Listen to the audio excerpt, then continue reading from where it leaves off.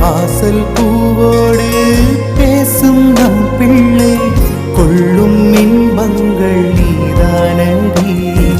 கண்ணம் சுருங்கிட நீயும் மீசை நரைத்திட நானும் வாழ்வின் கரைகளை காணும் காலம் அருகினில் தானோ.